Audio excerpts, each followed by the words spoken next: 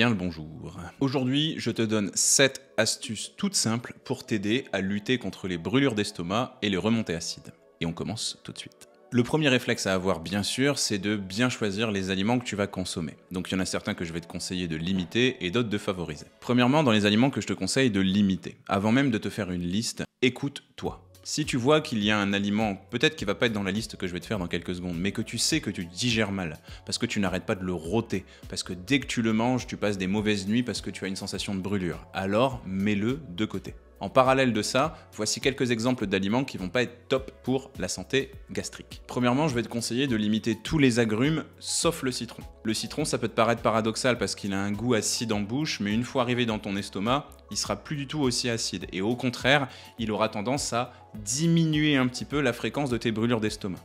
Par contre, tous les autres agrumes vont faire un petit peu l'effet inverse, particulièrement les agrumes qui contiennent du sucre, tel que l'orange que je vais te conseiller de limiter le plus possible. Ensuite, on va avoir tous les légumes qui sont pas faciles à digérer. Et ici, on va retrouver tous les choux, la tomate et le poivron. Ensuite, très logique, tous les plats très épicés. On commence à mettre un petit peu de côté le piment, l'harissa, la sauce curry, les sauces samouraï, etc. Toutes ces petites choses-là.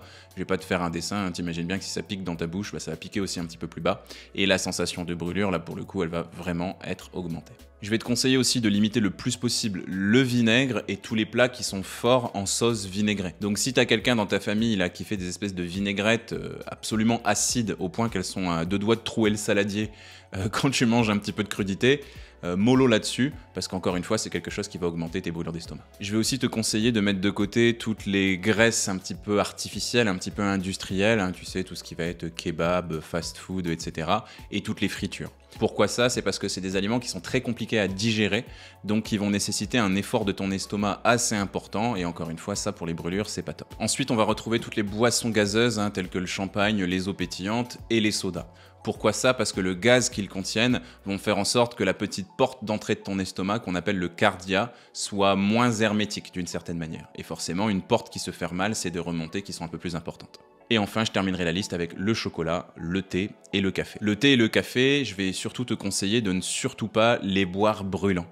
Ça va abîmer la paroi de ton œsophage, qui est déjà suffisamment abîmée par le remonté acide. Au niveau des aliments à favoriser, on va avoir tous les aliments qui sont faciles à digérer.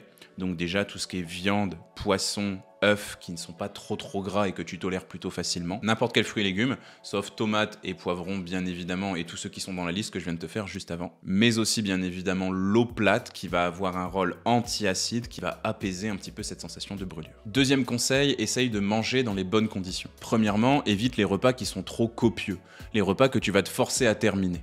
Je te conseille moi d'ailleurs de te servir plusieurs fois des petites portions dans ton assiette plutôt qu'une énorme assiette. S'il reste on va dire 10% de ton assiette, tu vas te dire que ça vaut pas le coup de les mettre de côté pour le lendemain. Tu vas aussi te dire que ça vaut pas le coup de gaspiller. T'as raison, ça vaut jamais le coup de gaspiller. Donc du coup, tu vas te forcer à finir ton assiette. Mais ça va augmenter la tension, la pression qu'il va y avoir sur ton estomac.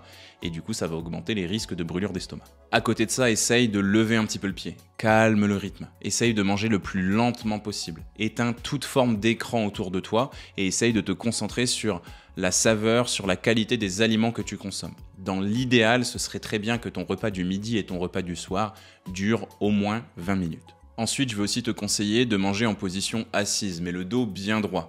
Essaye d'éviter de manger complètement affalé, plié en deux sur une table basse par exemple, parce que encore une fois, ça va appuyer sur ton estomac. Et enfin, essaye de faire en sorte de ne pas t'allonger ou de ne pas t'affaler dans le canapé pendant au moins 2 heures avant d'aller te coucher. Si tu as mangé, imaginons, à 20h et que tu es déjà au lit à 20h30 et qu'en plus de ça, tu as pris un repas pas facile à digérer, tu peux être sûr que tu vas te réveiller le lendemain avec un œsophage complètement brûlé, ou en tout cas cette sensation. Troisième conseil, évite le plus possible le tabac. Donc là, tu vas me dire de quoi je me mêle, t'es nutritionniste, t'es pas tabacologue. T'as pas forcément complètement tort, mais ça fait quand même partie vraiment des conseils vraiment super importants pour que tu fasses moins de remontées acides. En fait, dans ton œsophage, là, le fameux tube qui subit cette sensation de brûlure, tu as des espèces de petits clapets, des espèces de petits muscles qui vont empêcher le suc gastrique, donc ce qui est acide et qui se retrouve dans ton estomac, de remonter trop haut. Et en fait, c'est prouvé scientifiquement que le tabac engendre un relâchement de ces muscles-là. Donc finalement, la brûlure, elle peut être plus importante et elle peut remonter plus haut dans ton œsophage. En plus de ça, le tabac augmente l'acidité qu'il y a dans ton estomac. Donc les deux mis l'un dans l'autre, tu comprendras que c'est vraiment pas ton meilleur allié. Quatrième conseil, essaye de gérer ton stress. Je ne t'ai pas dit d'arrêter de stresser. Je te l'ai déjà dit plein de fois, je suis une boule de stress depuis que j'ai ouvert les yeux. Je pense que je mourrais en étant toujours autant stressé. Mais c'est important que tu essayes de faire en sorte de le gérer, ton stress, d'avoir des exutoires. Être stressé, c'est une chose, mais subir son stress, c'en est une autre. Donc premièrement, même si je sais que la moitié d'entre vous vont me dire « Ah c'est bon, on n'est pas des bouddhistes, je sais pas pour qui tu nous prends », la relaxation, la méditation et le yoga, ça fait vraiment du bien. Personnellement, je médite 11 minutes tous les jours et je t'assure que ça a eu un effet incroyable sur la façon dont je gère mon stress. Deuxièmement, essaye de ne jamais intérioriser tes émotions, surtout les émotions négatives. Essaye d'avoir un confident. Ça peut être un frère ou une sœur, ça peut être un ou une meilleure amie, ça peut être un psychologue aussi. Par contre, ton mari ou ta femme, très mauvaise idée. Ensuite, essaye d'avoir un exutoire, essaye d'avoir une activité où tu vas jeter ton stress dessus d'une certaine manière, où tu vas te libérer de ce stress. Ça peut être des choses par exemple comme la musique, comme la peinture, comme le chant. Ça peut aussi être des activités qui sont encore plus calmes, où tu vas encore plus t'intérioriser. Je pense au dessin, je pense à la philatélie, je pense à la collection de certains objets. Mais ça peut bien évidemment, et c'est ce que je te conseille, être le sport. Le sport, c'est génial. Personnellement, moi, j'ai fait un petit peu de natation et de boxe dans ma vie. C'est des sports qui sont géniaux. La boxe, tout simplement parce que toutes tes énergies négatives, tu vas les mettre dans le sac. Et la natation, parce que tu te retrouves dans un environnement hyper calme, hyper serein, hyper silencieux, ce qui fait vraiment du bien pour apaiser le stress. En fait, ce qu'il faut que tu comprennes, c'est que le stress, ça va tendre tes muscles, ok? Et en fait, ton estomac, même si tu as l'impression qu'il est tout mou et que c'est un sac, eh ben non, il est entouré de plein de couches de muscles. Et donc, si toi, tu es tendu, si tes muscles sont tendus, les muscles de ton estomac sont tendus aussi, et t'imagines bien que c'est parfait pour faire des remontées acides. Cinquième astuce, pense à vérifier la notice des médicaments. Et surtout les médicaments que tu prends au quotidien de façon chronique. De nombreux traitements médicamenteux peuvent fonctionner un petit peu la façon dont ton estomac va fonctionner. Il y a même certains médicaments qui sont interdits pour les personnes qui ont fait des ulcères à l'estomac, donc pense bien à lire un petit peu ta notice. Si tu veux pas trop te prendre la tête par rapport à ça, tu as plein d'articles qui ont été faits à ce sujet, mais tu peux aussi te rendre dans ta pharmacie et ton pharmacien te renseignera en quelques secondes. Avant-dernier conseil, évite les vêtements trop serrés. J'ai beaucoup de patients moi qui me disent ça en consultation, que plus la journée passe, plus ils ont la sensation d'être serrés, d'être boudinés dans leurs vêtements d'une certaine manière. Pour certains de ces patients, ils peuvent d'ailleurs rien faire parce que ils doivent être en costume cravate toute la journée et ils peuvent pas ouvrir un bouton ou desserrer un bouton de la chemise. Ça marche pas, socialement parlant, c'est pas génial. Donc du coup, si c'est ton cas, essaye d'anticiper un petit peu les choses et essaye de prendre des vêtements dans lesquels tu es à l'aise. Arrête de te mentir à toi-même, non, tu rentreras plus dans le pantalon de mariage que tu as mis il y a 20 ans. Donc il est peut-être temps d'investir un petit peu, il est peut-être temps d'aller acheter une nouvelle ceinture ou des vêtements dans des tissus qui sont beaucoup plus confortables. Je pense notamment à toute la gamme que Uniqlo fait pour que tu te sentes vraiment à l'aise tout en étant dans une tenue très classe au travail. Et ça peut vraiment faire la différence. Parce que forcément, des vêtements serrés, c'est plus de pression sur ton ventre, donc plus de pression sur ton estomac, donc plus de remontée acide, tu l'auras bien compris. Et enfin, septième et dernier conseil, va consulter un médecin. Si tu vois que ça ne s'améliore pas, si tu vois que les brûlures sont de plus en plus fréquentes et de plus en plus violentes, va consulter. Premièrement, le médecin va pouvoir regarder si ces brûlures d'estomac sont bénignes ou pas. Est-ce qu'elles sont dues tout simplement à une alimentation pas équilibrée, à du stress, ou est-ce qu'il y a quelque chose de plus important ?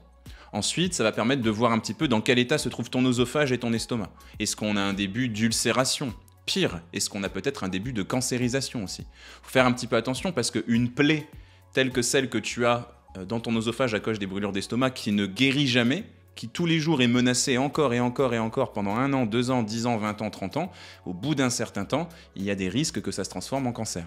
Et attention parce que ton oesophage, tu pourrais te dire que c'est un simple tube, mais derrière ton oesophage, tu as une veine très importante qui passe, qui est notamment connectée au foie. Mais si tu as une fragilité, voire une cancérisation de cet oesophage, ça peut être très grave et ça peut engendrer des morts qui sont très violentes. Voilà globalement les conseils que j'avais à te donner aujourd'hui. Si tu veux en apprendre plus sur comment manger équilibré, je te rappelle que la nouvelle version du site Le Nutriscope est sortie.